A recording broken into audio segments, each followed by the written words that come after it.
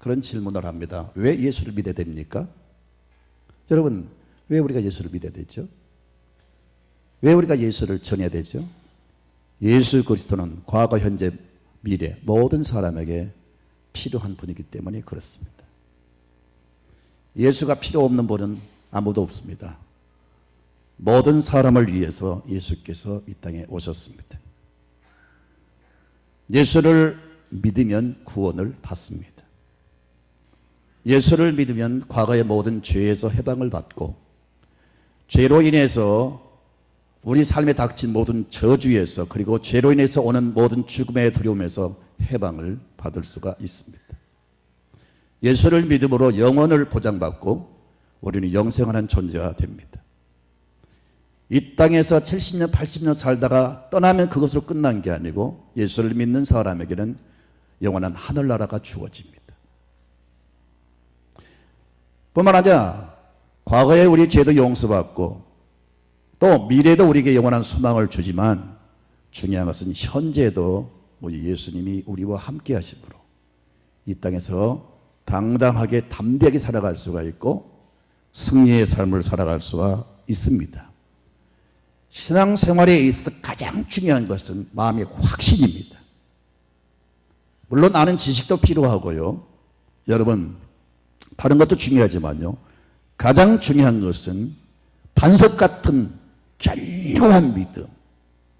아무리 폭풍우가 몰아쳐도, 성난 파도가 밀려와도 반석 앞에는 다 부서진 것처럼 어떤 상황 속에서 굴하지 않는 강하고 담대한 그 믿음, 그리고 확신에 찬 믿음이 우리 안에 있어야 됩니다. 이 믿음이 있어야 예수 그리스도의 구원의 역사가, 예수님의 실제 살아계셔서 역사하신 증거와 기적들이 우리 삶에 강하게 나타날 수가 있어요. 가장 중요한 것은 확신인데, 우리는 어떤 확신을 가져야 되느냐? 신념이 아닙니다. 신념은 나의 마음에서 나오는 겁니다.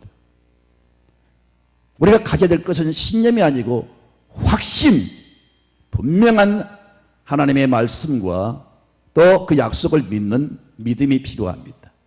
더 나아가서 우리는요, 어떤 확신이 있어야 되느냐? 예수 그리스도께서 부활하신 다음에 우리와 함께 하신다는 사실을 확실히 믿기를 바랍니다. 오늘 말씀을 보면요, 사도행전에 이 나오는 말씀의 그 내용이 뭐지요? 베드로, 요한이 늘 하루에 3번씩 성전에 올라가서 기도하는 시간이 있었는데, 하루는 제9시 기도 시간에 성전에 올라가다가 나면서부터 바로 걷지 못하는, 평생 바로 이 장애를 앓고 살아가는 사람이 있었습니다. 한 번도 걷지 못하는 몸에 그런 장애를 앓고 있었으니 얼마나 힘들었겠어요. 거기다가 여러분, 사람들에게 엎혀서 성전 문 앞에 이제 쭈그리고 앉아서 사람들에게 동정을 구하는, 날마다 구걸하는 그런 신세니 얼마나 또 여러분 삶이 힘들었겠어요.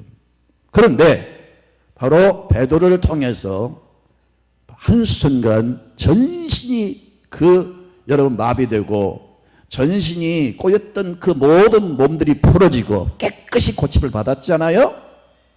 이런 기적이 지금 일어났습니다. 여러분, 이 장애자의 입장에서 여러분 나면서부터 지금까지 걸어보지 못한 그 사람의 입장에서 한번 생각을 해보세요. 이런 몸이 펴지고 걷게 되었으니, 걷고 뛰게 되었으니 얼마나 기쁘겠어요. 억제할 수 없는 기쁨과 감격으로 기뻐 뛰면서 하나님을 찬양합니다. 너무 막 기뻐서 환호를 지릅니다. 소리를 지릅니다. 자, 이것을 지켜보는 사람들이 순식간에 모여들었습니다. 소문에 소문이 이어지면서 많은 사람이 또 그 사람을 구경해서 왔단 말이에요. 그 예루살렘 성 중에 이 사람 모르는 사람이 없어요. 이스라엘 백성들은 다 정기적으로 성전을 출입하잖아요. 근데 갈 때마다 성전 여러분 문 앞에서 구걸하는 사람 다 알지요. 그런데 이 사람이 한 번도 걷지 못했는데 바로 베드로를 통하여 전신이 깨끗이 고침받고 기뻐 뛰는 모습을 볼 때에 사람들이 다 여러분 깜짝 놀라면서 모여들었습니다. 그들이 모두가 놀리면서 수근거리기 시작합니다. 아니, 어떻게 저런 일이 가능할까? 따라합시다. 아니, 어떻게 저런 일이 가능할까? 옆 사람에게 아주 충격적인 그런, 여러분, 그 마음으로 이 장면을 바라보고 너무 지금 충격을 받아가지고, 아니, 어떻게 이런 일이 가능하지? 그런 마음으로 한번 해보시란 말이에요. 안 되는가요, 인기가요? 아니, 어떻게 저런 일이 가능하지? 이렇게 지금 모두가 수근거리고 있는 겁니다. 모두가 놀래고 모두가 지금 어쩔 줄을 몰라 하고 있어요. 그때 베드로가 그들 앞에 서서 당당하게 말씀합니다. 자, 여러분 3장 12절을 보면 베드로가 이것을 보고 백성에게 말하되 이스라엘 사람들아 이 일을 왜 놀랍게 여기느냐. 당연히 일어났을 뿐인데 왜 놀래느냐. 사랑하는 성도 여러분, 불신앙의 눈으로 바라볼 때는 이게 불가능한 일이지만, 도저히 이해가 안 가는 일이지만, 믿음의 눈으로 바라볼 때는 믿는 사람들에게는 당연히 있는 일입니다. 아멘입니까? 믿는 사람에게는 당연히 이런 기적이 일어납니다. 불치병에서 고침받는 것뿐만 아니라 믿는 사람들의 삶에 놀랍고 귀한 일들이 셀 수 없도록 일어납니다. 당연히 일어납니다. 믿는 사람들은 자연스럽게 따르는 현상입니다. 이걸 여러분 믿으시기를 주님의 이름으로 축원드립니다. 정말 신기하고 놀라운 일들이 여러분에게 일어날 것을 믿습니다. 지금도 주께서 하신 일들이 여기저기서 얼마나 많이 일어난지 몰라요. 수많은 기적들이 일어나서 전 세계에 엄청난 주의 영광이 드러나고 있어요. 어찌 그 하나님이, 그 예수님이 저와 여러분은 떠돌리고 다른 사람에게만 역사하시겠습니까? 어떻게 우리 늘사랑교회는 제쳐버리고 다른 교회에서 역사하시겠습니까? 중요한 것은 죽음에서 부활하신 예수 그리스도께서 나와 함께 하신다 하는 확신을 가져야 됩니다. 그러면 여러분에게도 동일한 역사가 자연스럽게 당연히 나타날 줄로 믿습니다. 여러분, 이렇게 당연하게 이 기적이 일어났다고 설명하면서 이런 기적의 배경을 베드로는 계속해서 설명합니다. 당신들이 거부하여 죽인 하나님의 아들 예수 그리스도, 그분을 당신들은 죽였지만 하나님은 그를 죽음에서 다시 살려서 그를 영화롭게 하셨다. 나는 그의 증인이다. 이 사람을 일으킨 자가 나의 권능과 나의 능력이 아니라 바로 죽음에서 당신들이 거부한 그 예수 그리스도, 당신들이 죽인 예수 그리스도를 하나님이 다시 일으켜서 그 예수가 이 사람을 살렸다, 이렇게 선포하고 있는 겁니다. 우리는 죽은 예수를 믿는 게 아닙니다. 불교나 또 공자 믿는 유교나 과거에 좋은 가르침, 훌륭한 가르침을 주고 간 건 사실입니다. 그러나 죽은 사람들의 가르침을 지금 그들은 알고 있고 믿고 따릅니다. 우리는 죽은 예수를 믿는 게 아니고 죽음에서 부활하셔서 우리 가운데 실제 살아 역사하신 줄을 믿는 겁니다. 그러니까 기독교를 산 종교라 그렇게 말합니다. 여러분, 과거에만 있는 게 아니고 바로 현재 우리 가운데 이런 일이 얼마든지 가능합니다. 사도행전 3장 19절을 다 같이 읽을까요? 같이 읽습니다. 사도행전 3장 19절.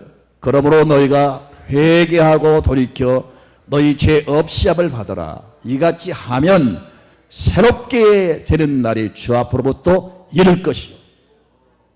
지금 베드로가 지금 상대하고 있는 사람들, 베드로가 지금 향하여 외치고 있는 사람들이 누굽니까? 예수를 죽인 사람들입니다. 그러나 그럴지라도 너희가 회개하고 돌이켜 죄 사함을 받아라. 이같이 하면 새롭게 되는 날이 당신들에게 있을 것이다. 이런 기적은 이 나면서부터 안전병이 된 사람, 이 장애를 앓고 있는 사람에게만 나타난 게 아니라 당신들에게도 주님의 능력은 나타날 것이다. 그런 말씀이에요. 여러분, 죄 안 지은 사람 누가 있습니까? 그러나 예수까지 죽인 사람도 이런 일이 앞으로 일어날 것을 말씀하셨는데 왜 저와 여러분에게 이런 일이 불가능하겠습니까? 예수님께서 말씀하십니다. 따라합시다. 믿는 자는 하나님의 영광을 보리라. 예수님께서 하신 말씀 가운데 나를 믿는 자는 나의 하는 일을 저도 할 것이요 나보다 더 큰 일도 행하리라. 믿는 자들에게 이런 표적이 따르니 저희가 내 이름으로 귀신을 쫓아내고 새 방언을 말하고 뱀을 집으며 무슨 독을 마실지라도 해를 받지 아니하며 병든 사람에게 손을 얹은즉 나으리라. 주님의 말씀은 공수표가 아닙니다. 주님의 말씀은 실제 우리 가운데 기적으로 능력으로 나타나는 여러분 약속입니다. 이제 이론적인 믿음과 역사적인 믿음과 감정적인 믿음을 버리시고요, 실제 부활하신 예수가 나의 구주이시며 지금 나의 삶 속에 역사하신다는 사실을 믿으십시오. 그럼 믿는 당신의 삶 속에 주님의 귀한 일이, 능력의 기적이 나타날 줄로 믿습니다. 그래서 여러분도 당당하게 예수를 증거하시기 바라고 보다 힘있고 능력 있는 승리의 삶을 살아가시기를 주님의 이름으로 축원드립니다. 가장 중요한 것은 바로 여러분 확신입니다. 확신. 지식도 아니고 여러분 바로 확신입니다. 이 확신이 정말 있기를 주님의 이름으로 축원드립니다. 그런데 오늘날의 성도들의 모습을 보면요, 언제부턴가 이 야성, 이런 신앙이 다 죽어버렸어요. 그러므로 얼마나 신앙생활이 힘이 없고 나약하고 빈약한지 모릅니다. 현재 내게 어떤 능력도 힘이 없으니까 나도 힘들고 아무에게도 당당하게 예수를 증거하지 못하고 있는 거예요. 벙어리 같은 그런 입으로 살아가는 겁니다. 이제는 내가 믿고 내가 체험하면서 베드로처럼 당당하게 예수를 선포할 수 있는 여러분 되시기를 축원드립니다. 어떤 사람은 과거에 죄 사함받고 과거에 은혜 받고 과거에 변화되고 과거에 많은 은혜를 받았단 말이에요. 그런데 현재는 아무것도 없어요. 여러분, 우리가 보험을 들 때 보험의 필요성을 알지요. 지금 힘들어도 보험을 넣어두면 우리가 힘들 때 그 보험을 통해서 우리는 보장을 받죠. 여러분, 우리가 예수를 믿으면 미래의 보장이 됩니다. 예수를 믿으면 확실한 천국이 보장됩니다. 그러나 과거에 내가 은혜 받는 것을 만족하지 말고 앞으로 우리가 장차 천국 가는 그 어떤 소망만 가지고 살지 말고 중요한 것은 현재 우리 가운데 내게 역사하신 주님을 믿으십시오. 어떤 예수? 요즘 해방신학자들 혹은 여러분 종교 연합운동을 일으키는 그런 종교다원주의 신학이 아니고 그런 예수가 아니고 나의 구주 부활하신 예수 그리스도, 그분이 나를 사랑하시고 내 안에서 나의 삶 속에 역사하신다 하는 믿음을 가지실 때 여러분 보다 담대해지고 실제로 기적을 체험하는 역사가 있을 줄로 믿습니다. 히브리서 13장 8절을 보니까 여러분 예수 그리스도는 어제나 오늘이나 영원토록 동일하시니라. 그렇기 때문에 현재도 일하시기 때문에 여러분에게 이런 일들이 얼마든지 일어날 수가 있습니다. 이런 신앙의 확신, 이런 신앙이 회복돼야 여러분 삶 속에 역동적인 삶이 전개되고 여러분 이런 기적을 체험할 수가 있을 줄로 믿습니다. 신앙은 현재가 중요합니다. 현재 이 믿음을 소유하시기를 바랍니다. 이런 믿음을 가진 사람은 환경 속에 비바람이 몰아치고 아까 우리가 들었던 그 찬송 그 가사처럼 우리 주님이 나와 함께, 당신이라고 표현했지만 주님 아닙니까? 주님이 나와 함께 하시면 높은 산도 오를 수가 있고, 주님이 나와 함께 하시면 강인해질 수가 있고, 주님이 나와 함께 하시면 그 성난 파도 그 바다를 건널 수가 있고, 주님이 나와 함께 하시면 지금 나보다 더 강인한 사람이 될 수가 있습니다. 그리고 뿐만 아니라 우리는 당당하게 세상을 선포하며 우리는 세상을 향하여 당당하게 명령하며 살아갈 수가 있어요. 히브리서 13장 6절을 다 같이 봅니다. 그러므로 우리가 담대히 바라되 주는 나를 돕는 이시니 내가 무서워하지 아니하겠노라. 사람이 내게 어찌하려 하노라. 이 성경을, 다른 성경을 보니까요 이렇게 나와 있어요. 그래서 우리가 확신을 가지고 말합니다. 주께서 내 편을 들어주시니 내가 무엇을 두려워하랴. 누가 감히 나에게 손을 대랴. 이렇게 우리는요 당당하게 세상을 향해서 선포하며 나아갈 수가 있어요. 그 다음에 우리는 어떤 확신을 가져야 되느냐. 수천 년 동안 과거에 역사하셨던 하나님이 지금도 나에게 역사하신다. 그렇게 이 기독교의 역사성을 믿으시기를 바랍니다. 하나님은 여러분 과거에 역사하신 하나님만이 아니고 세월이 가도 여러분 지금도 동일하게 역사하십니다. 시편 121편을 보면 졸지도 않고 주무시지 않으면서 우리를 지킨다고 말씀했어요. 암탉이 병아리를 그 품속에 품듯이 하나님 우리를 품어주신다고 그랬어요. 나는 지금도 수수께끼입니다. 난 어릴 때 병아리 부화되는 것을 지켜보면서 우리 아버지가 그 달걀 21개 이 정도를 이제 부화를 시킵니다. 암탉을 거기 앉힙니다. 아주 순한 그 암탉이 이제 병아리를 부화시킬 때쯤 되면요 굉장히 예민해지고 아주 닭이 날카롭게 변합니다. 조금만 그 달걀에 손을 대면 막 손을 사지없이 쪼아버려요. 그리고 그 병아리 예뻐서 좀 만지려고 하면요 사지없이 달려듭니다. 그러면서 성경은 말씀하기를 병아리가 암탉이 병아리를 품듯이 하나님 우리를 품어주신다고 그랬어요. 어떻게 21마리 병아리를 그 암탉이 싹 껴안아요. 비가 오면요 싹 껴안으면요 병아리 21마리 다 그 날개 속에 들어갑니다. 안 보여. 이거 수수께끼. 어떻게 21마리가 그 속에 다 들어가는지 도저히 이해가 안 가요.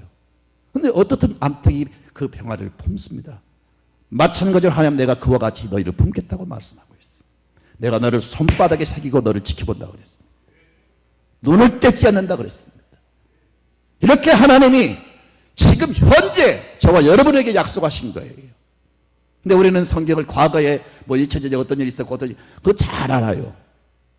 알기는 아는데 중요한 것은 뭐냐? 그때 역사하신 하나님이 지금 내게도 역사하신다는 걸 믿으셔야 된다 그 말입니다.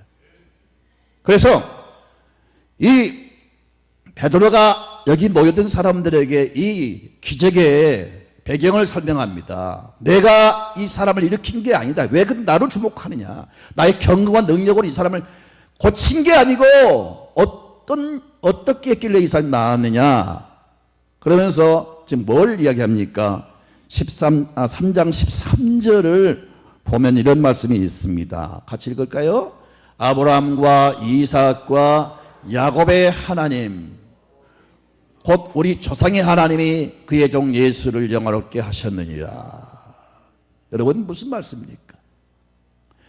아브라함과 이삭과 야곱의 하나님 그리고 우리 조상들의 하나님이 바로 예수를 살렸다. 바로 이 하나님이 이 사람을 고쳤다고 지금 말씀하고 있는 거예요. 하나님 중요한 순간마다 이 말씀을 언급합니다. 지금 베드로도 이 말씀을 인용하지만은요. 예컨대 하나님이요 그 모세를 부르실 때에 그를 그 애굽의 구원자로 보내잖아요. 베드로가 80세에 부름받아서 갈 때 여러분 쉽게 마음이 여러분 끌리겠어요?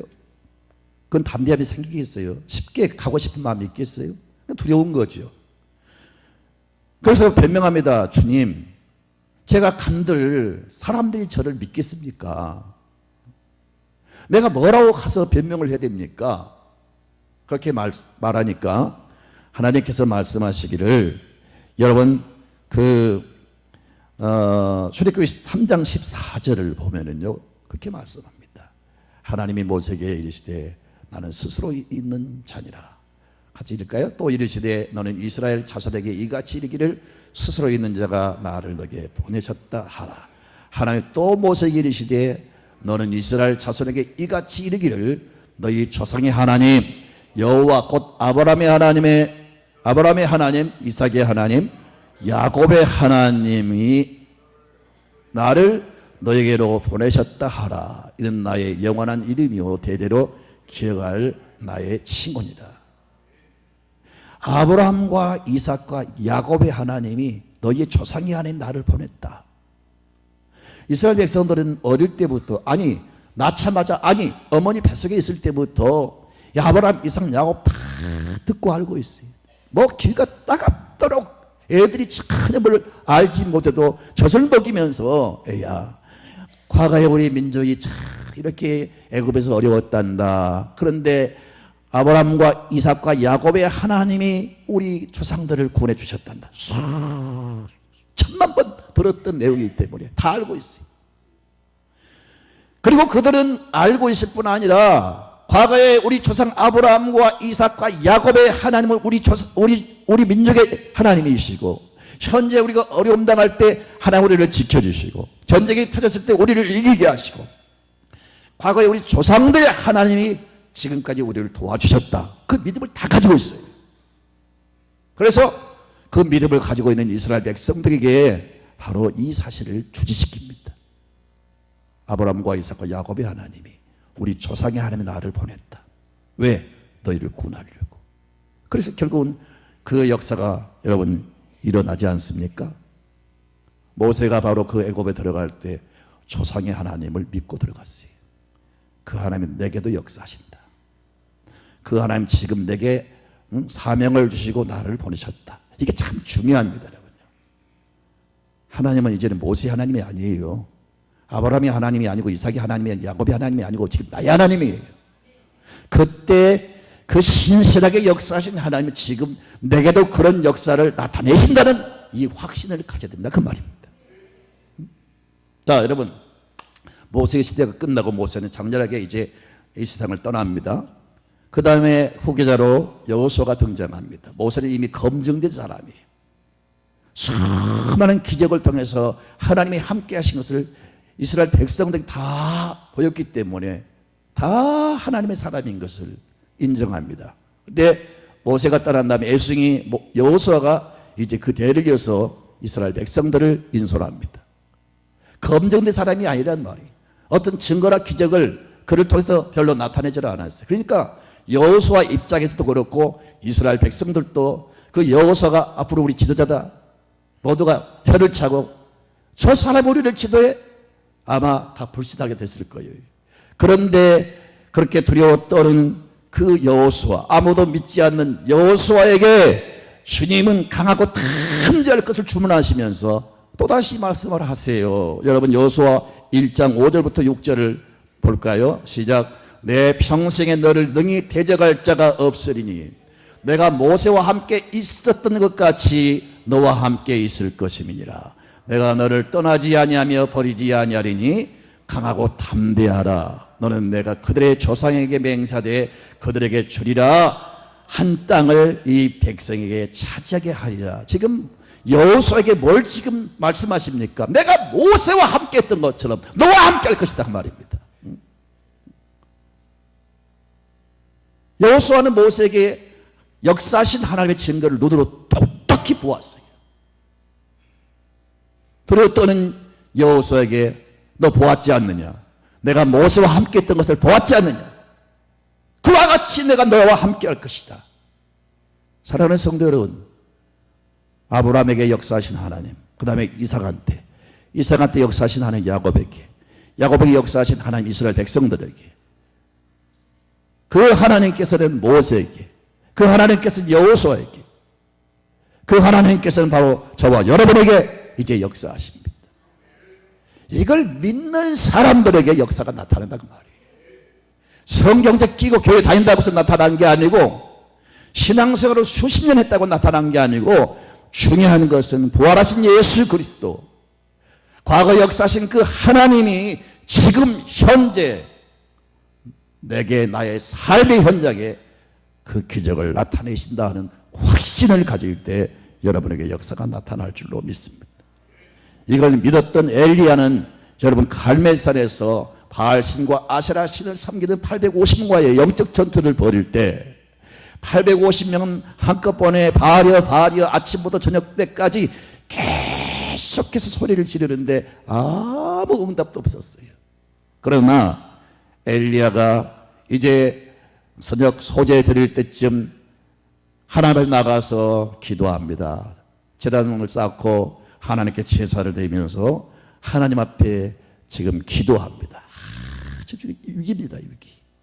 이 850명의 선지자들은 뒤에 아합 왕이 뒤에서 이렇게 보호를 해줍니다.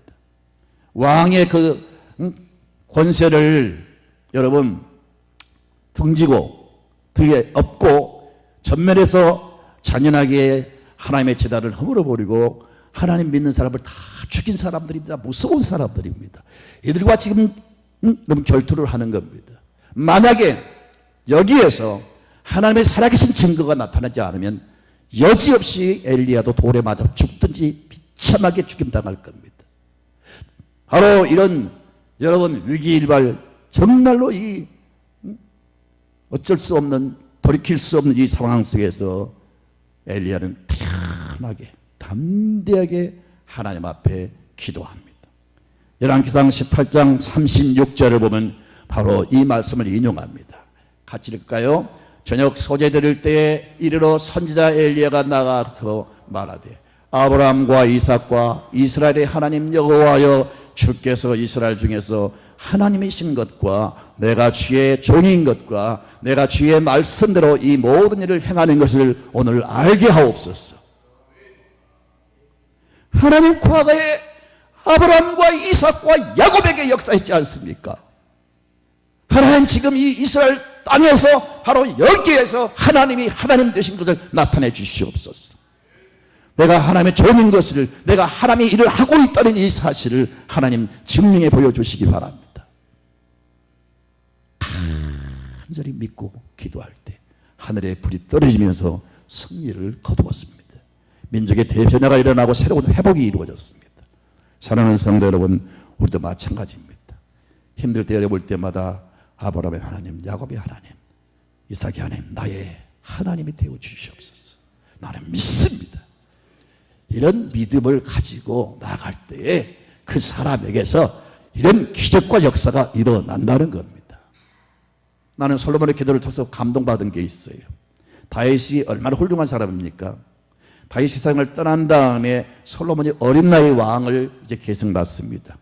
왕이 돼가지고 이제 나라를 다스려야 될 텐데 경험도 없죠, 어리지요. 그러니까 얼마나 두렵고 떨리겠어요. 그래서 기브온 산당에 올라가서 일천 번제를 드리고 하나님 앞에 기도합니다. 자, 여러분 볼까요? 열왕기상 3장 6절을 볼까요? 자, 솔로몬이 이르되 주의 종 내 아버지 다윗이 성실과 공의와 정직한 마음으로 주와 함께 주 앞에서 행함으로 주께서 그에게 큰 은혜를 베푸셨고 주께서 또 그를 위하여 이 큰 은혜를 항상 주사 오늘과 같이 그의 자리에 앉을 아들을 그에게 주셨나이다. 지금 그 아들 솔로몬이 하나님 앞에 기도하면서 뭘 언급합니까? 하나님, 우리 아버지 다윗에게 큰 은혜를 주셨지 않습니까? 제가 이 땅에 태어나고 제가 이렇게 왕이 된 것도 아버지의 그 믿음, 아버지께 은혜를 주신 그 은혜 때문에 내가 왕이 됐습니다. 우리 아버지 다윗에게 함께 하신 것처럼 내게도 그 은혜를 주시옵소서. 그런 마음으로 기도하는 거예요. 사랑하는 성도 여러분, 여러분 시대에 다윗과 같은 축복이 임하기를 축원합니다. 뿐만 아니라 이 축복은 중단되지 않고 여러분에게 역사하신 그 역사가 여러분 자녀들에게 이어지기를 축원합니다. 그래서 여러분의 자녀들이 우리가 세상을 떠난 다음에 하나님 앞에 기도할 때 하나님, 우리 아버지 늘 사랑께 우리 아버지가 장로였지 않습니까? 우리 아버지가 이렇게 세상에서 큰일 했지 않습니까? 하나님의 은혜인 줄 믿습니다. 우리 아버지한테 그런 은혜를 주신 같이 내게도 은혜를 주시옵소서. 그렇게 여러분 자녀들 입을 통해서 그런 기도가 나올 수 있기를 축원합니다. 신앙이 여러분 시대 끝나지 아니하고 대를 이어서 다음 시대에 여러분 자녀들 시대에 꽃이 피고 더 왕성한 열매가 있기를 바라고 하나님의 기사와 이적들이 아브라함의 죽음으로 끝난 게 아니고 이삭한테, 이삭의 끝남으로 여러분 야곱에게 그것이 넘어감으로 그 역사가 계속 계승된 것처럼 여러분 자녀 시대에 그런 역사가 있기를 주님의 이름으로 축원합니다.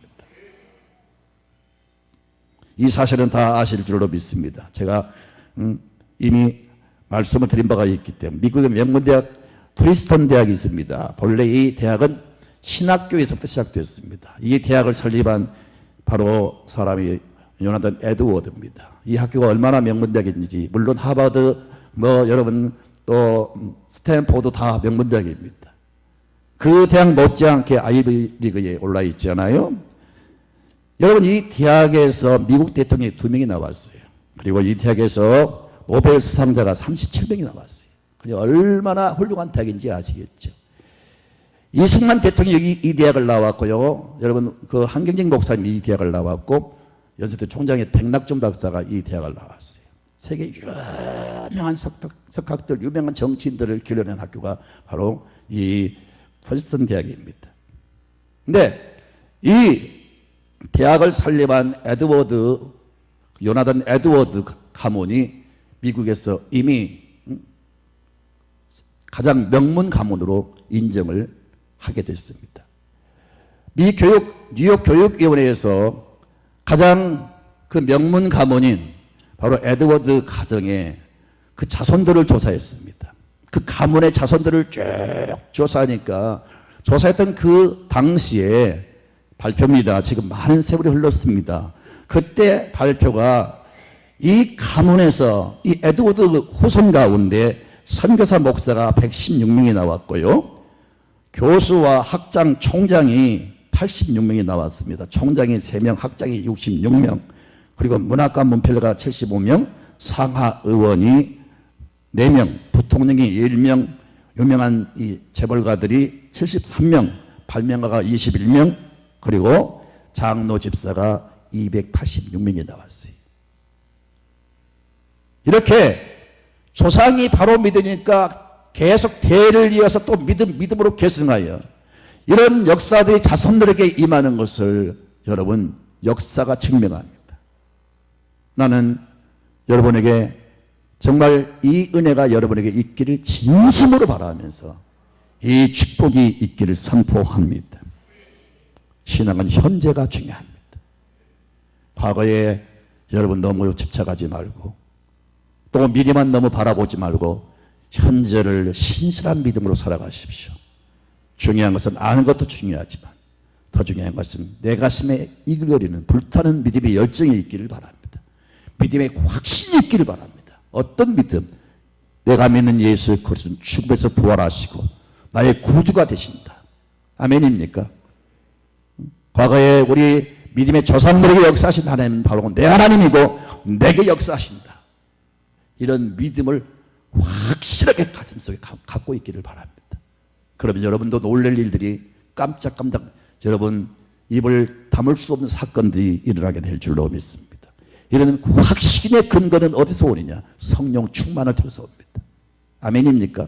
베드로가 오순절 사건 이전에는 이런 담대함이 없었어요. 이런 역사가 없었어요. 그런데 성령 받고 나니까 이런 역사가 막 나타난 겁니다. 두 번째는 매일매일 기도를 쉬지 마십시오. 베드로 요한은요, 매일매일 하루에 3번씩 성전에 올라가서 기도를 했어요. 그 성령 충만과 매일매일 기도하는 그 기도가 바로 이 믿음을 쌓게 되고 강하고 담대한 믿음으로 다져지게 된 줄로 믿습니다.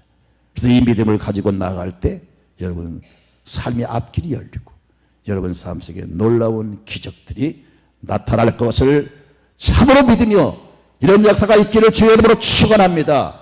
축원합니다. 아멘.